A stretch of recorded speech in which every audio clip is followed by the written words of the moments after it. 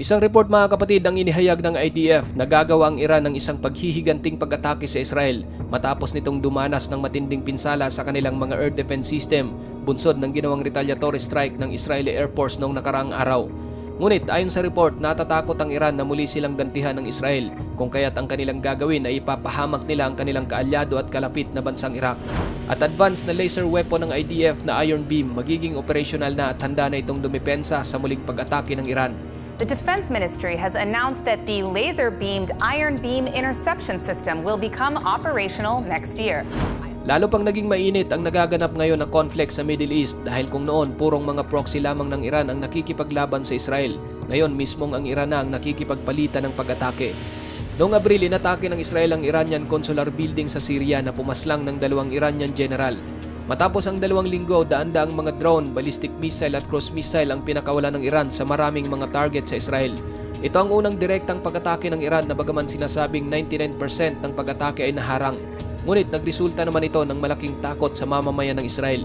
Matapos noon, tumugon ng IDF at hindi nagtagal tumugon din ng Iran kung saan dumoble pa ang mga pinakawalan nitong missile at drone kung ikukumpara sa naunang pag-atake noong Abril. Umabot sa mahigit 180 na mga ballistic missile at maliliit na drone ang inilunsad ng Iran. Nagresulta ito ng pagkasira ng ilang parte ng Nevatim Air Base, pagkakaroon ng minimal hit sa Central Israel at paglikas ng milyon-milyong mga Israeli tungo sa mga bomb shelter. Galit na galit ang Prime Minister ng Israel na si Benjamin Netanyahu. Nagbanta ito sa Iran na tutugon ng isang paghihiganting hindi aasahan ng mga Iranian.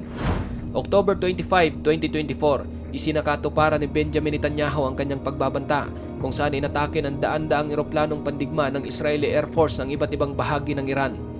Bagaman sa una ay sinabi ng Iran na hindi nakaapekto sa bansa ang ginawang airstrike ng Israel, naglikha lamang ito ng maliit na pinsala at naharang ng kanilang mga air defense system ang missile na pinakawalan ng mga eroplano ng Israeli Air Force.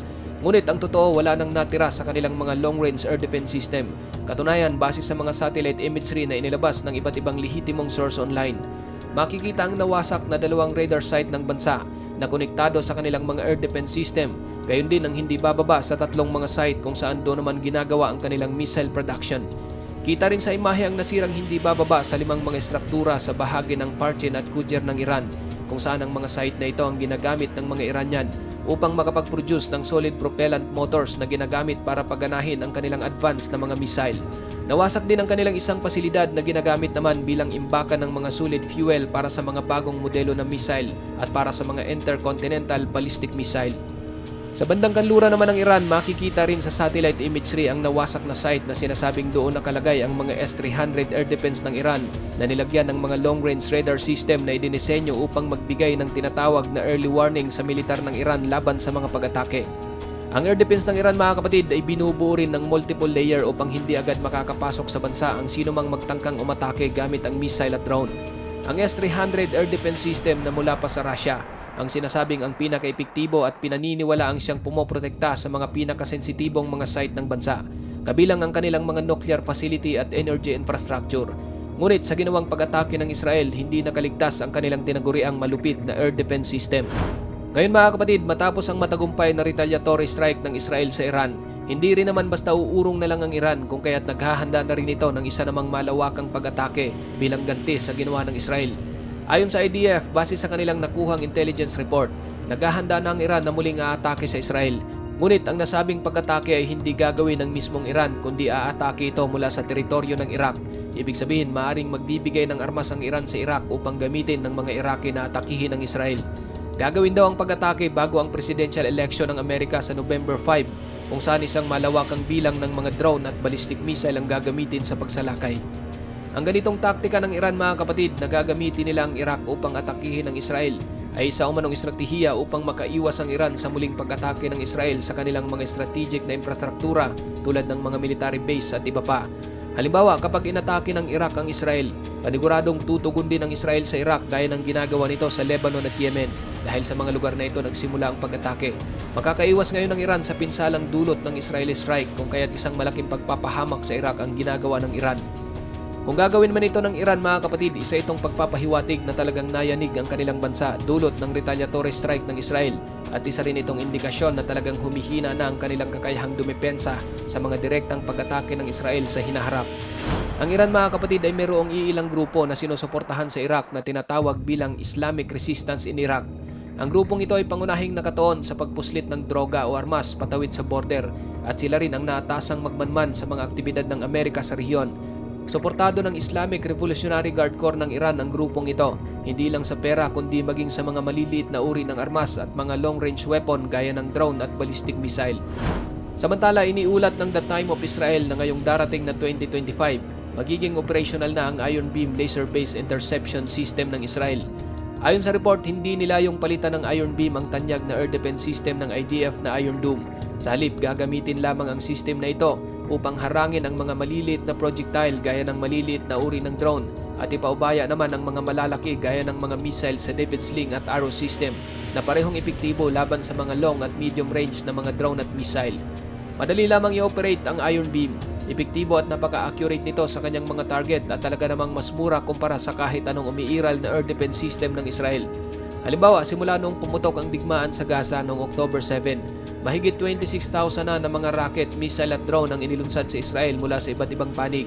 Kalakip sa bilang na ito ang 13,200 na mga projectile na pinapaputok mula sa Gaza, 12,400 mula sa Lebanon, 60 mula sa Syria, 180 mula sa Yemen at 400 naman mula sa Iran. Ang majority sa mga missile at rocket na pinupuntirya sa Israel ay naharang ng Iron Dome system, samantalang ang iba naman ay doon tumama sa mga open area. Ngunit ang bawat interceptor na pinapakawalan ng Iron Dome ay tinatayang nagkakahalaga ng $40,000 hanggang sa $50,000.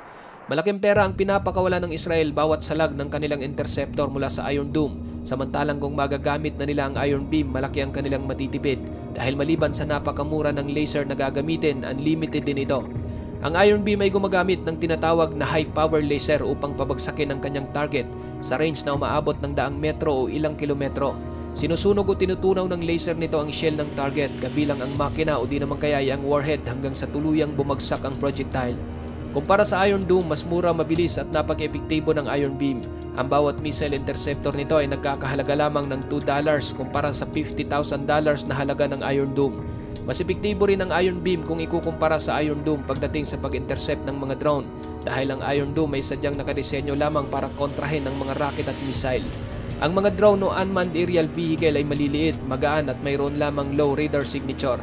Hindi ito agad nakikita sa radar na ginagamit ng IDF para sa pag-detect ng mga missile. Mayroon ding downside ng Iron Beam mga kapatid gaya ng hindi ito epektibo kapag maulan o maulap ang kalangitan at wala itong kakayahang lagpasan ng atmosphere upang puntiryahin ng target. Kailangan din ng system ang isang malakas na power supply upang mapanatili ang kanyang pagiging epektibo.